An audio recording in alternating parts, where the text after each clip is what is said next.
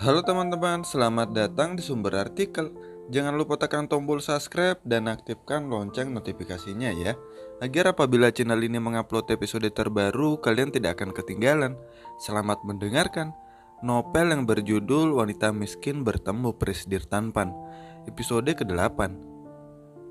Jenny duduk di balkon kamarnya sambil memikirkan bagaimana nasibnya mulai besok. Astaga, aku bahkan tidak berani membayangkan wajahnya, ucap Jenny ketika ingatannya muncul akan wanita yang ditemuinya siang tadi. Memangnya apa yang salah dariku? Tanya Jenny pada dirinya sendiri. Ia merasa dirinya sudah cukup baik selama ini. Ia kemudian kembali memasuki kamarnya dan berjalan menuju cermin besar di sudut kamarnya. Jenny kemudian memutar tubuhnya yang memakai gaun tidur di bawah lutut berwarna coklat susu. Ada beberapa noda bekas jerawat di wajahnya dan pori-pori memang terlihat besar jika diperhatikan dari dekat. Kulitnya juga sedikit gelap dan belang karena ia sering berjemur ketika jualan. Jika dilihat dari keseluruhan, dia memang seorang upik abu yang memakai baju bagus. Tapi jika saja Jenny membuang pikiran yang baru saja menghinggapinya. Pikiran jika saja kedua orang tuanya masih hidup, akankah penampilannya sama seperti ini? Bahkan Kania yang dulu terlihat biasa saja, kini terlihat bagai bangsawan. Tapi meskipun Jenny mencoba berhenti memikirkannya, pertanyaan besar selalu saja mengusiknya. Mungkinkah jika ibunya menggelapkan uang perusahaan yang bahkan miliknya? Pertanyaan itu muncul setelah Jenny perlahan tumbuh dewasa, dan itulah akhirnya membawanya kembali ke Jakarta untuk menemukan jawaban yang sebenarnya. Jenny, Andreas memanggil-manggil Jenny, tapi Jenny tidak menghiraukannya, membuat Andreas mengira jika Jenny marah padanya. "Kamu marah padaku?" Andreas bertanya setelah berada di hadapan Jenny, membuat Jenny tersadar akan lamunannya. "Ada apa?" tanya Jenny bingung. "Ada yang mengusik pikiranmu?" tanya Andreas. Jenny kemudian tersenyum dan mengalungkan tangannya di pinggang kerak. Jenny kemudian tersenyum dan mengalunkan tangannya di pinggang kekar Andreas. "Aku hanya merindukan adik dan bibiku," jawab Jenny tidak sepenuhnya berbohong, karena ia memang merindukan keluarganya saat ini. "Kamu ingin aku membawa mereka tinggal di sini?" "Tidak perlu, kita tidak akan menikah selamanya, Andreas. Aku tidak ingin keluargaku nanti menjadi kecewa saat kita berpisah." Andreas mengerti akan hal itu. Gadis di hadapannya ini begitu memikirkan keluarganya, sedangkan dirinya selalu bertentangan dengan keluarganya. Mereka berdua bertolak belakang. "Kita mengunjunginya nanti. Setiap kali kamu mendapat nilai bagus, maka setiap itulah aku akan membawamu pulang menemui keluargamu. Bagaimana?" "Wah, kamu kejam sekali," protes Jenny.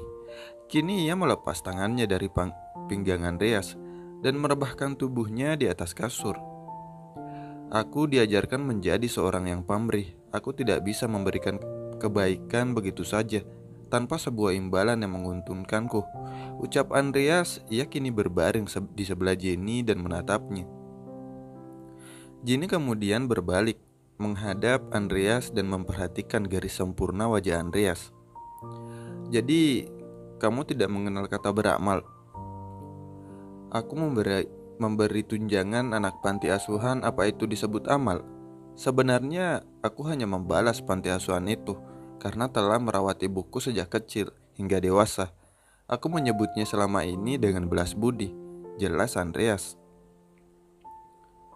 "Begitu rupanya. Terkadang kamu harus memberi tanpa mengharapkan imbalan. Menjadi ikhlas dan berbagi kepada yang membutuhkan itu tidak akan membuatmu jatuh miskin, Andreas," ucap Jenny menasihati suaminya. Ia bermain-main dengan baju tidur Andreas sambil tersenyum menggoda, terutama pada gadis yatim piatu sepertinya. Kamu harus terlebih bermurah hati padaku, lanjut Jenny menggoda.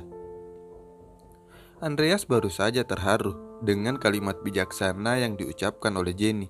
Tapi di akhir kalimat itu Jenny membuatnya jengkel karena ia memiliki maksud tersendiri. Astaga, aku hampir termakan omonganmu. Kamu ingin memerasku? Andreas menggelitik perut Jenny. Kini membuatnya menggelinjang karena rasa geli. Hentikan Andreas, itu geli.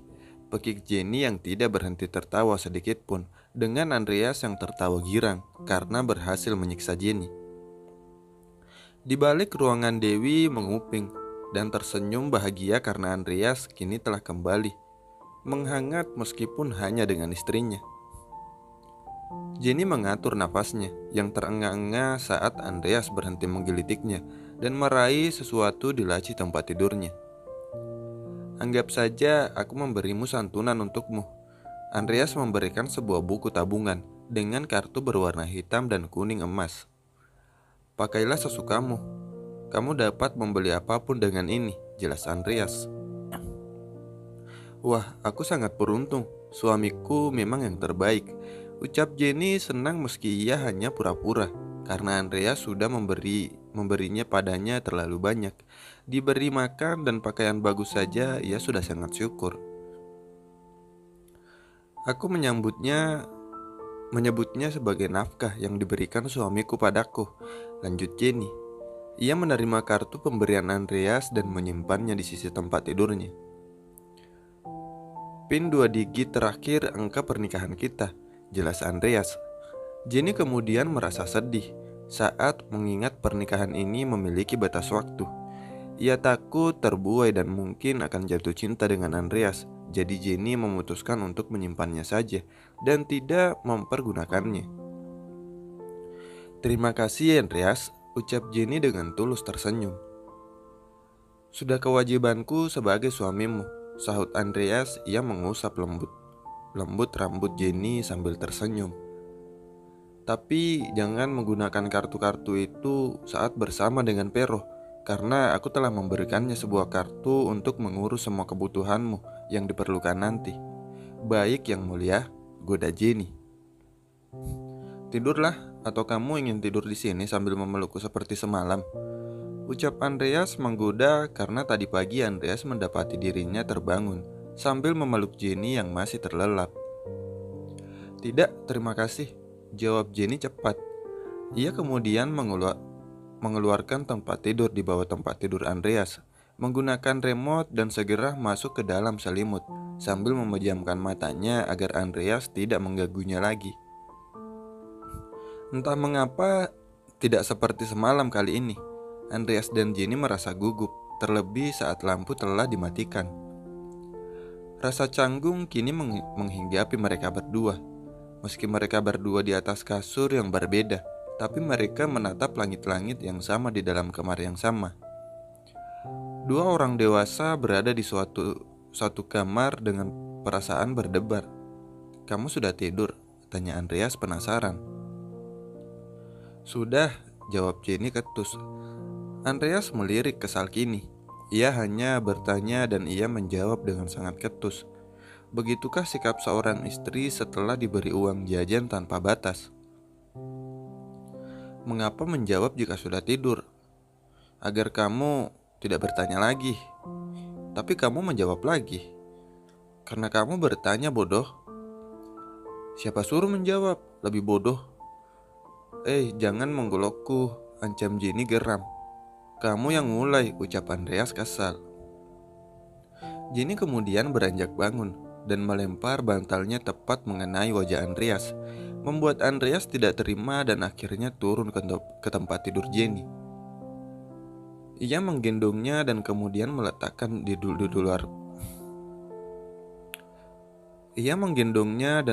kemudian meletakkannya di luar balkon. Andreas, turunkan aku. Tidur tenang ya di sini, ucap Andreas setelah meninggalkan Jenny di atas balkon dan menutup pintunya dengan rapat. Andreas gila, teriak Jenny saat berlari mengejar Andreas yang telah meninggalkannya di atas balkon. Pagi yang tidak dinanti akhirnya tiba. Jenny tiba-tiba saat menjadi sulit tersenyum saat ia harus mengikuti Veronica memasuki mobil yang telah disiapkan. Dari balik kaca mobil yang terbuka, Jenny memasang wajah cemberut, tapi Andreas nampak kegirangan sambil melambaikan tangannya. "Bersenang-senanglah sayang, aku akan merindukanmu," ucap Andreas sedikit berteriak. Jenny tidak membalas dan hanya tersenyum kecut saat mobil mulai berjalan keluar dari halaman rumah Andreas. "Mau kemana kita, Mbak?" tanya Jenny hati-hati. Veronica lantas menoleh dan berkata, "Jangan memanggil saya dengan sebutan Mbak, panggil saja Pero." "Baiklah." Jenny tidak berani lagi bertanya, karena Veronica memiliki aura yang membuatnya merasa tertindas. Meskipun Veronica tidak bermaksud begitu. Ia merasa bersalah karena mungkin sikapnya terlalu dingin pada Jenny. "Kita akan ke tempat di mana semua wanita memimpikannya," ucapnya. "Tempat impian wanita?" Jenny bertanya-tanya, tapi ia tidak berani bertanya secara langsung dan hanya memendamnya dalam hati. Kini Jenny dan Veronica telah tiba di sebuah salon kecantikan yang mewah di mana ada beberapa wanita kelas atas sedang melakukan perawatan kecantikan. Setelah bertemu dengan resepsionis, Veronica segera membawa Jenny ke lantai atas, di mana ia akan melakukan perawatan tubuh terlebih dahulu. "Silahkan ganti pakaiannya." Jenny mengikuti setiap arahan karena ia masih merasa sangat asing dengan semua ini. "Apa kamu ingin membunuhku?" Jenny berteriak pada Andreas setelah pulang dari salon kecantikan. Ia segera mencari di mana Andreas berada, yaitu di kamarnya. Ini sudah jam 6:30 malam dan Jenny baru kembali dari salon kecantikan itu. Andreas tidak lantas menjawab pertanyaan Jenny. Ia memperhatikan di balik kaca mata bacanya. "Benarkah ini Jenny, istriku?" Dengan rasa penasaran, ia melihat Jenny dari ujung kaki hingga kepala. Rambutnya telah dipotong hingga sebahu. Wajahnya menjadi cerah, alisnya menjadi rapi, dan kulitnya lebih mulus layaknya seorang wanita bangsawan. "Andreas, aku sedang bicara padamu," protes Jenny geram. Andreas akhirnya tersadar jika ia baru saja terpesona oleh Jenny. "Uang memang bisa melakukan segalanya," ucap Andreas tersenyum. Jenny tidak terima dengan ucapan Andreas kali ini. "Uangmu membunuhku, Andreas," pekik Jenny geram. Jenny kemudian duduk di tepi ranjang tanpa mau menoleh pada Andreas. "Ada apa?" tanya Andreas. Ia berjongkok dan menatap wajah cantik Jenny. "Kamu tahu apa yang uangmu lakukan padaku? Mereka menyiksaku." Jenny menceritakan semua yang dialaminya saat ia pergi ke salon kecantikan dengan Veronica. Jenny harus melakukan waxing di hampir seluruh tubuhnya dan harus menggunakan perawatan laser di wajahnya yang membuatnya sangat tersiksa dengan rasa terbakar. Meskipun hasilnya kini Jenny terlihat seperti seorang bidadari. Mereka mencabutnya seakan bulu di kakiku ini bulu ayam, dan mereka bahkan membakar wajahku. Cerita Jenny, ia sangat kesal atas apa yang baru saja ia alami saat melakukan perawatan kecantikan. "Tapi itulah dirimu sekarang, kamu sangat cantik," ucap Andreas menenangkan. Jenny sedikit tersipu malu saat Andreas mengatakan jika dirinya terlalu cantik. "Tapi kecantikanku palsu." Andreas tidak mengerti dengan ucapan Jenny. "Maksudku, jika bukan karena perawatan menyiksa itu, aku tidak akan secantik yang kamu katakan," ucap Jenny. Andreas tersenyum. Ia kemudian meraih setangkai mawar yang ada di dalam vas bunga dan memberikannya pada Jenny. "Manusia itu seperti bunga mawar. Jika ia tidak dirawat dan disiram, maka akan menjadi layu atau bahkan menjadi kering. Begitu juga dengan manusia. Jika dibiarkan begitu saja, maka kulitnya akan menjadi berminyak dan kotor. Itu akan menutupi kecantikan alami manusia.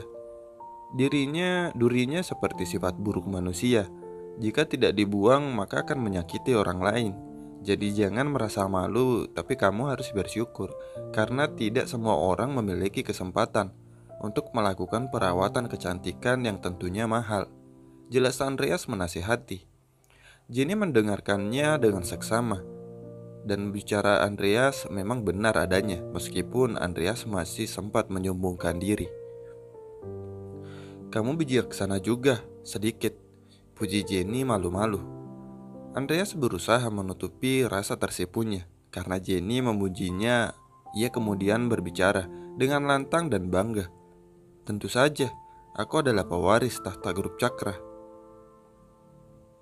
"Ya, ya, baiklah yang mulia Pangeran Putra Mahkota," balas Jenny menggoda, membuat Andreas tertawa. Terima kasih banyak telah mendengarkan sumber artikel ya. Tunggu episode selanjutnya. Bye-bye.